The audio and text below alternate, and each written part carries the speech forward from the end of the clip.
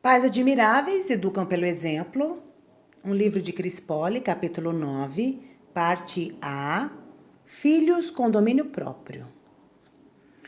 Como é difícil pôr em prática esse traço de caráter? Preso no trânsito, em um engarrafamento interminável, com um calor insuportável, as crianças chorando no banco de trás, outros carros enfiando-se em sua frente. Meu Deus, como ter domínio próprio nessa hora para não explodir e dar um péssimo exemplo para os nossos filhos? É difícil, mas não impossível. A Bíblia está repleta de citações sobre sabedoria, moderação, sobriedade e comedimento. Tudo intimamente relacionado a domínio próprio. Lendo as Escrituras, somos ensinados a falar pouco e ouvir mais, não agir sem pensar, a ser prudentes quanto às nossas escolhas e muitos outros princípios que norteiam o nosso modo de proceder. A falta de domínio próprio valida um monte de atitudes ruins, como a pedofilia, visto que é baseada em justificativas como me deu vontade, eu gosto, é natural. A tendência normal das crianças é beirar o descontrole nos seus pensamentos e em suas ações. E se não incutirmos nelas a importância de dominar nossos impulsos, estaremos sendo cúmplices na formação de jovens e adultos que não saberão exercer a civilidade exigida no convívio social, nem se refrear diante de drogas, álcool, excessos alimentares e maus comportamentos. O autocontrole é um hábito que deve ser desenvolvido desde cedo. Algumas atitudes, como sentar-se à mesa para as refeições e esperar pelos outros, ou pedir licença para sair após o fim do jantar, são ensinamentos que devem ser passados pelos pais como um exercício de domínio próprio. A mesma coisa ocorre com aquilo que é dito. Pais desbocados ou que falam o que pensam sem se preocupar com os outros estão ensinando os filhos a ser descontrolados. Uma das situações relacionadas ao descontrole das crianças de hoje é a questão da obesidade infantil. Atualmente, nos deparamos com um número maior de obesos do que os subnutridos no Brasil. 10% das pessoas menores de idade no país estão na faixa da obesidade ou acima do peso ideal. A falta de controle alimentar das famílias brasileiras é gritante. Só que aí entra o exemplo paterno. Já visitei pais que se queixavam do fato de seus filhos só comerem salgadinhos.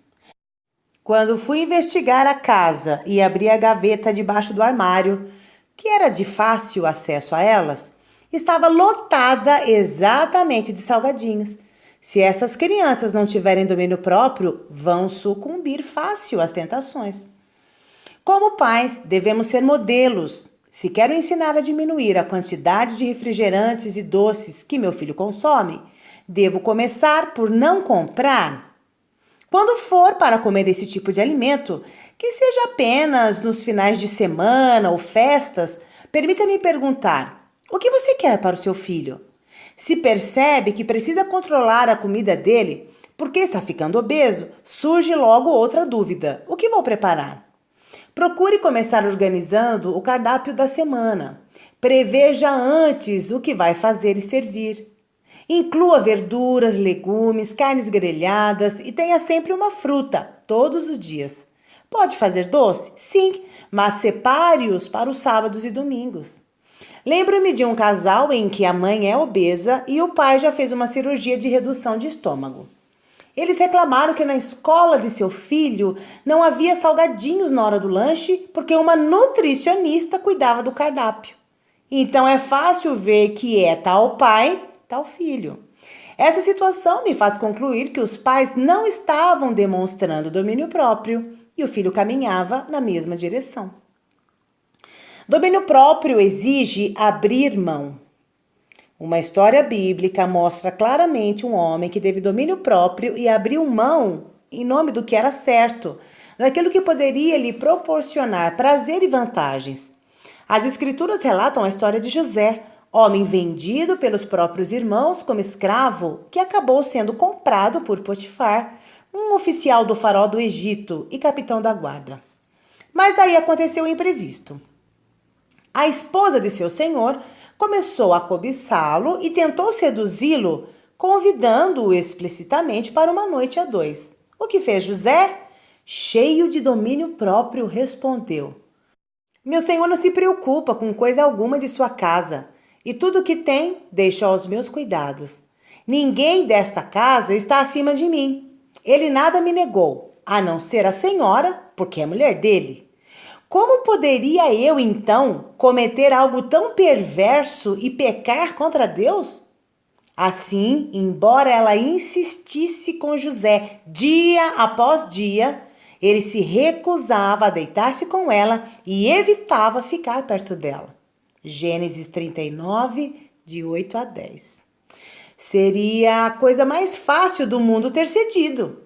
Ninguém saberia e José ainda poderia desfrutar de vantagens que essa relação ilícita com a mulher de seu senhor poderia lhe oferecer. Mas ele era um homem de valores e, sabendo que aquilo estava errado, dominou a si próprio e fugiu do adultério. Hoje, as crianças não gostam nem um pouco de abrir mão. Se você avisar que precisam desligar o videogame, pode ter certeza de que vai ouvir reclamações. Dizer que está na hora de sair da internet para passar um tempo em família é, no mínimo, motivo para ouvir resmungos rabugentos. A maioria quer ficar no joguinho, na frente do computador, televisão, isso é fato. As crianças chegam ao ponto de querer, sempre se os pais deixarem, comer na frente do computador ou da televisão. Em um dos episódios do programa, presenciei um menino com um prato de macarrão sentado diante do computador, depois de já ter ficado a manhã inteira lá. Fico me perguntando em que tipo de adulto aquela criança vai se transformar. A vida atual exige de nós uma atividade mental muito rápida para darmos conta das coisas. Quando vejo pais reclamando dos filhos que ficam boa parte do dia na internet, explico a necessidade que a criança tem dessa vivência para entrar no ritmo do século XXI. Só que isso precisa ocorrer de maneira controlada. Simplesmente a privação da tecnologia não resolve. O cérebro dela tem de ser ativo dessa maneira, para dar conta das atividades. As crianças de hoje conseguem assistir televisão, ouvir música e falar ao telefone ao mesmo tempo, algo que muitos pais não conseguem fazer. Paradoxalmente, se por um lado o cérebro precisa desse estímulo para entrar no ritmo da nossa época, todo o excesso de informação pode gerar a falta de autocontrole. Funciona quase que como uma droga, ficamos viciados. Já lidei com casos em que as crianças acordavam e iam diretamente checar no seu Facebook. Esse descontrole demonstra a falta de domínio próprio.